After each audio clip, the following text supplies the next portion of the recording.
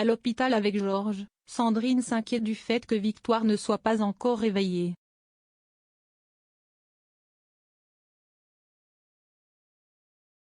William les rassure en leur expliquant qu'elle est dans un processus de réanimation et qu'elle devrait se réveiller bientôt, et sans aucune séquelle a priori.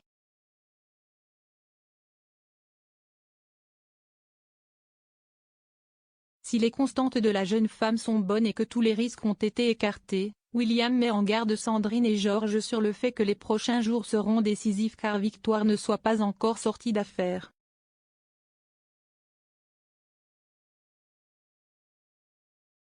Georges fait bonne figure mais Sandrine s'effondre et sort rejoindre Chloé et Flore, présentes pour la soutenir.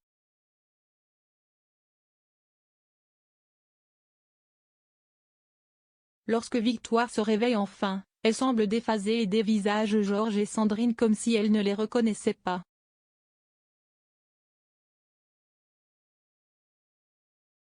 Elle est soudainement prise d'une hallucination au cours de laquelle elle voit un jeune homme assis sur la chaise en face de son lit.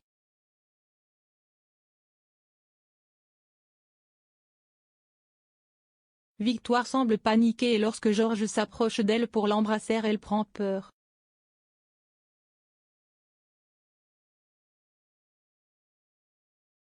Sandrine s'inquiète et assure à William que le comportement de sa sœur fille n'est pas normal.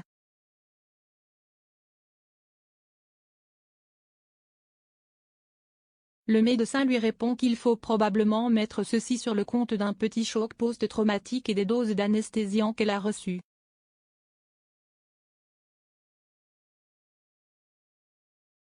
Il leur conseille de rester patient et à ses côtés.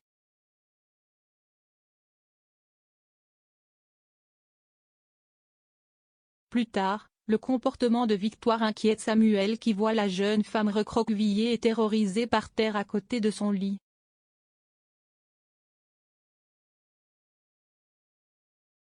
Lorsqu'il lui demande ce qu'il se passe, la jeune femme lui dit qu'elle n'a jamais eu aussi peur de toute sa vie.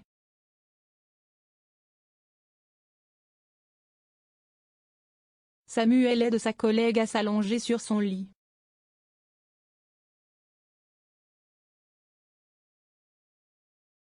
Surpris de voir Victoire comme il ne l'avait jamais vue, il informe William de l'incident.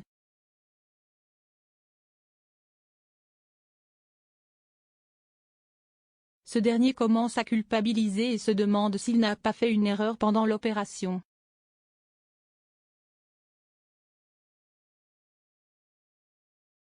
Il se tourne vers le docteur Doumas qui le rassure et lui dit qu'il a mené l'opération de manière rigoureuse.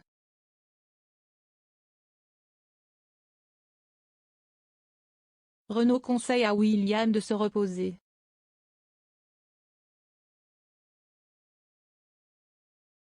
Alors qu'elle est seule, Victoire a une nouvelle hallucination et voit à nouveau le jeune homme, assise sur son lit.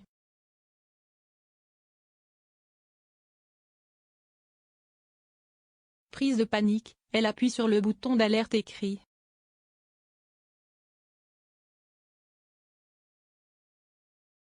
Marianne se précipite dans la chambre et tombe sur Victoire qui hurle au jeune homme de dégager.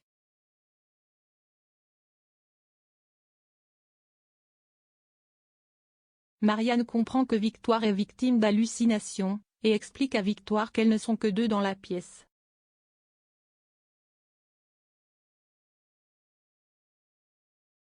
Dans la cour du lycée, Maud aperçoit Jack en train de lire.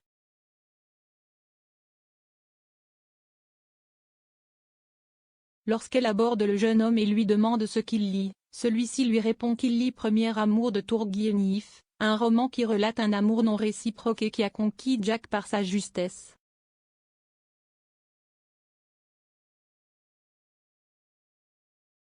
Maud est intéressée et compte le lire aussi.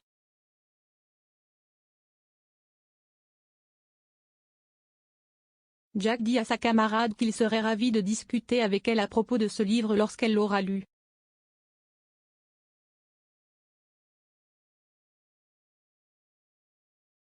En cours de français, le professeur de français interroge Maud.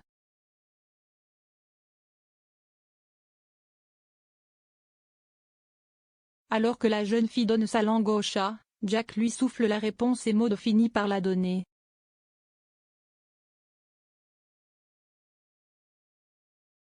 L'adolescente remercie son camarade pour son aide et lui avoue qu'elle a souvent peur de parler en public.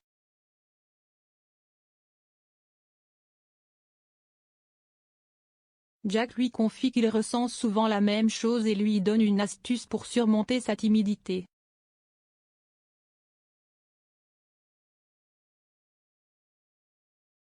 Une fois sortie du lycée, Maud se procure le livre Premier amour et rejoint sa sœur au Spoon.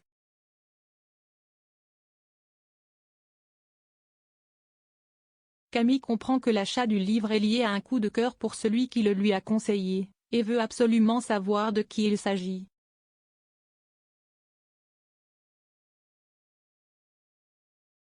Maud lui fait promettre de ne rien dire, avant de lui révéler le nom de son amour secret.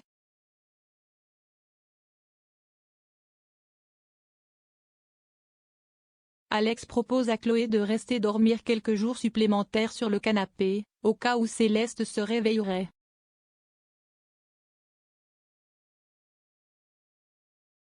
Chloé ne refuse pas, sachant qu'il doit garder Céleste le lendemain et que cela éviterait les allers-retours.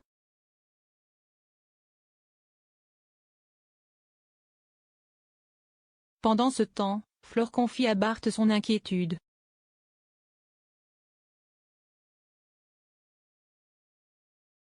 Elle a l'impression de ne plus exister depuis qu'Alex est parti s'occuper de Céleste.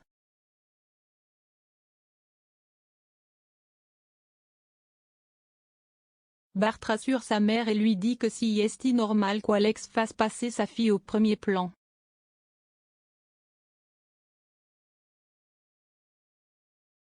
Mais en dehors de cela, Fleur a l'impression qu'Alex l'aimait moins.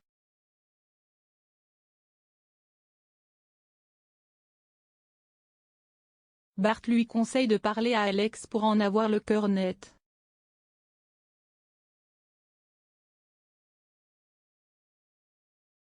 Alex, Céleste et Chloé passent un moment en famille chez elle.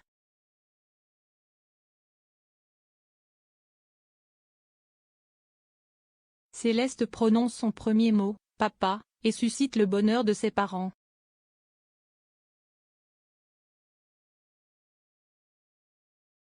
C'est à ce moment que Fleur arrive par surprise et propose à Alex d'aller dîner en tête-à-tête.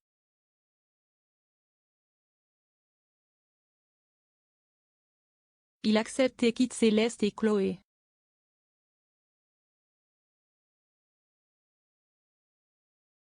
La confusion entre les deux parents de Céleste est palpable.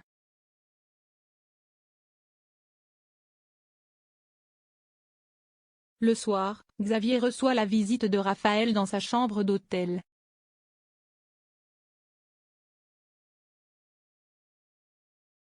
Son ex-femme sait qu'il déteste la solitude et serait venue lui tenir compagnie.